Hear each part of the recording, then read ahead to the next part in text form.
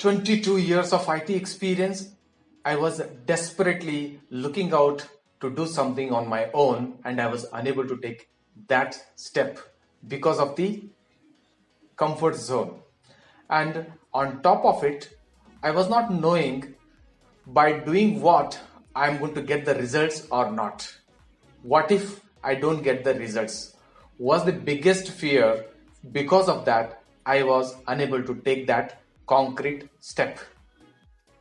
Almost decades of my entrepreneur journey, I had to go through lots of ups and downs, and I had to invest lakhs and lakhs of rupees to understand the concrete steps wherein I can get the probable results.